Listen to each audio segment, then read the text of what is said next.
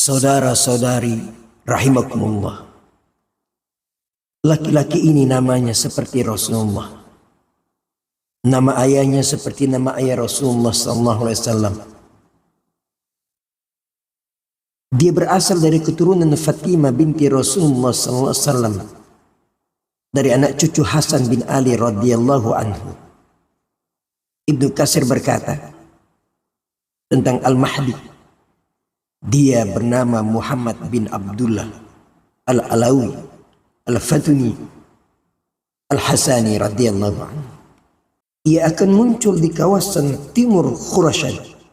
Dalam sebuah hadis daripada Thauban radhiyallahu anhu, ia berkata, Rasulullah sallallahu alaihi wasallam bersabda yang mahfumnya, akan berperang 3 orang di sisi perbendaharaanmu. Mereka semua adalah putra khalifah, tetapi tidak seorang pun di antara mereka yang berjaya menguasainya. Kemudian muncullah bendera-bendera hitam dari arah timur. Lantas mereka membunuh kamu dengan satu pembunuhan yang belum pernah dialami oleh kaum sebelumnya. Kemudian baginda sallallahu alaihi wasallam menyebutkan sesuatu yang aku tidak hafaz. Lalu bersabda, maka jika kamu melihatnya, berbaiatlah kamu walaupun dengan merangkak di atas salji, karena dia adalah khalifah Allah Al-Mahdi. Apakah kehebatan baginda sehingga kemunculannya dinantikan, kemunculannya ditakuti oleh seluruh manusia di dunia? Maka pelbagai peranti diciptakan bagi mengesan kedudukan Imam Al-Mahdi ini. Maka siapa mereka? Golongan pengikut Dajjal percaya. Mereka percaya walau apapun kehebatannya, teknologi manusia mampu mengatasi kehendak dan perencanaan Tuhan. Satu perkataan yang sungguh sombong sekali. Di dalam rangka misi membunuh Al-Mahdi, maka mereka memikirkan yang pertamanya perlu diketahui siapa, di mana baginda berada. Maka sekali lagi daerah Khurasan menjadi perdebatan dan kajian mereka. Mengikut pakar geopolitik, Khurasan itu berkemungkinan memiliki beberapa maksud yang boleh diterjemahkan walaupun ianya masih boleh dipertikaikan. Ta'rif yang pertama, Khurasan adalah ditafsir sebagai lokasi yang terletak di Afghanistan atau di sebelah selatan Rusia. Negara ini didominasi oleh puak Taliban. Puak Taliban yang dilihat amat sukar dikalahkan, amat sukar ditentang.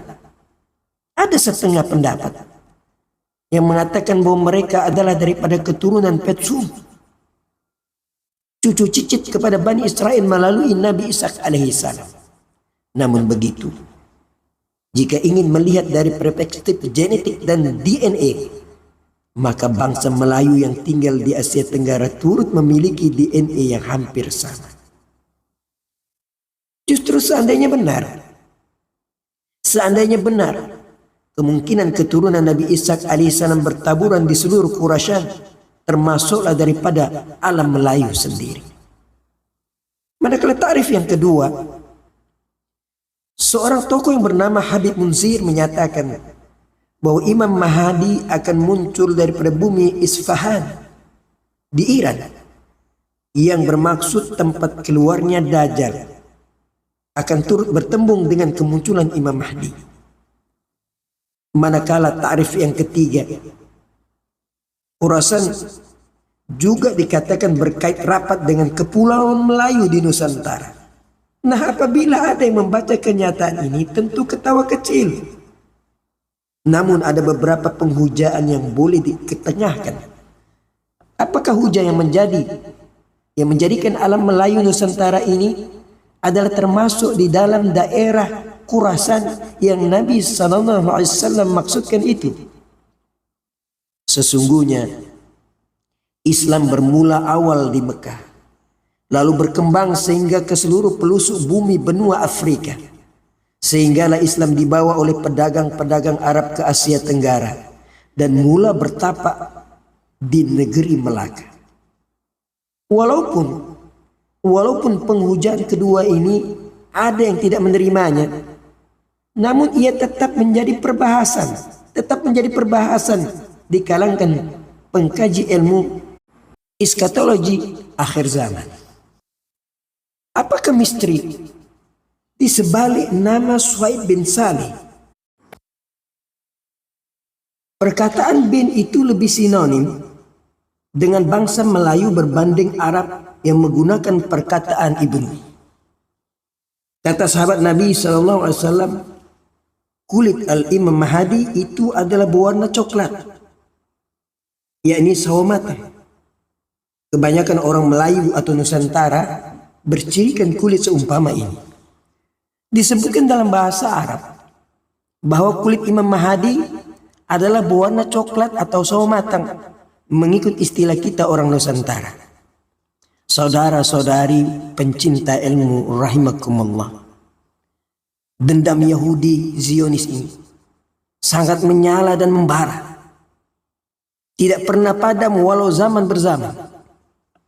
Hasil kajian mereka ke atas kedudukan lokasi ini, maka timbullah konspirasi peperangan dan menyerang serta memusnahkan pengaruh kuasa politik masyarakat tempatan. Tanah Melayu, Indonesia, Filipina dijajah ratusan tahun lamanya, mencari apakah ada kalibat-kalibat bayangan pemimpin akhir zaman yang amat mereka geruni ini. Usaha mereka gagal, namun usaha mereka tidak pernah berhenti apabila pangkalan ketenteraan mereka ditempatkan di Singapura. Namun sehingga kini tiada apa yang mereka dapatkan. Dahulu kita dimomokkan dengan nama rangkaian Al-Qaeda. Al-Qaeda lah yang bertanggung jawab runtuhnya bangunan World Trade Center di New York, Amerika. Dan rangkaian ini berpangkalan di Afghanistan. Mereka sanggup mengadakan cerita dengan menggadaikan ratusan nyawa hanya semata-mata memberi lesen kepada mereka untuk menyerang Taliban di Afghanistan. Serangan itu berlanjutan puluhan tahun sehingga kini namun Amerika Serikat dan sekutunya gagal menewaskan Taliban di bumi Afghanistan terus bergejolak. Apa yang pasti, mereka gagal menemukan Imam Al-Mahdi dan tidak ada apa-apa yang mereka mampu buktikan. Bahkan seluruh dunia tahu misi ketenteraan ke atas Afghanistan adalah gagal, walaupun kerajaan boneka telah berjaya dibentuk. Seterusnya, mereka menuju ke Irak. Dan hingga kini mereka tidak menjumpai apa-apa yang menunjukkan Imam Al-Mahdi wujud di situ. Maka hampir berbilion dolar mereka dihabiskan. Ekonomi mereka hampir jatuh. Disebabkan apa?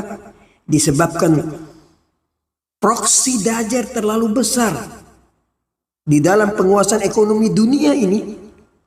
Maka Amerika dan sekutunya berjaya diselamatkan daripada krisis ekonomi yang maha dahsyat itu. Saudara-saudari pencinta ilmu rahimakumullah, tiga daerah Khurasan yang dipercayai Imam Al-Mahdi akan muncul telah pun dibongkar. Namun mereka buntu karena kepercayaan terhadap teknologi mampu mengatasi kuasa Tuhan meleset sama sekali.